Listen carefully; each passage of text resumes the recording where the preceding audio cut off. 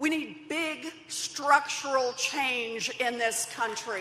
I don't know why we get rid of what in fact was working and move to something totally new. It's a tale of two primary electorates. 41% of Democrats in that new NBC News Wall Street Journal poll seek smaller scale policies that cost less, may be easier to pass, and bring less change. 35% of those voters pick Joe Biden, who leads the field among them by double digits. But I'm not naive.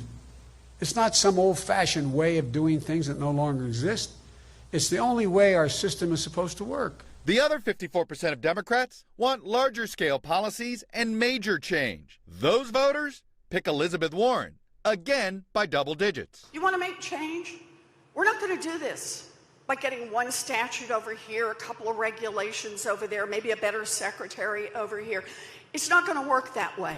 While Biden does best among moderates and conservatives, Warren holds a substantial lead among liberals, now outpacing rival Bernie Sanders, who is competing for the same voters. These are not radical ideas, but we need to rally the American people by the millions. That's what I mean by a political revolution. The fight between electability and progressive purity is playing out as Democrats debate how to take on Donald Trump. You've been awakened by Donald Trump.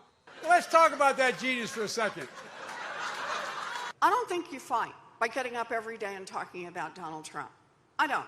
This is our chance to talk about our vision for America. And argue over issues like health care. A Medicare for all single-payer system. I think that we should not be scrapping Obamacare. We should be building on it. A battle is also playing out in Congress, where tensions between House Speaker Nancy Pelosi and 4 freshman Democrats who've called themselves the Squad boiled over after they voted against a border aid bill they argue empowers President Trump. Pelosi told Maureen Dowd, all these people have their public whatever and their Twitter world, but they didn't have any following. It wasn't dismissive, it was a statement of fact. They were 4 who argued against the bill, and they were the only 4 who voted against the bill. All I said was nobody followed their lead. Congressman Alexandria Ocasio-Cortez fired back, criticizing Pelosi's singling out of newly elected women of color. How do you respond to criticism that you're playing the race card against Nancy Pelosi?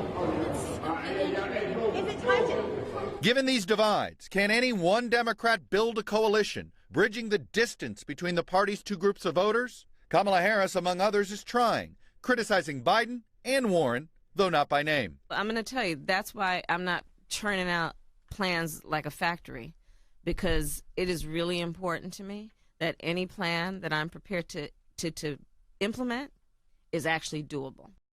Hey, NBC News fans, thanks for checking out our YouTube channel. Subscribe by clicking on that button down here, and then click on any of the videos over here to watch the latest interviews, show highlights, and digital exclusives. Thanks for watching.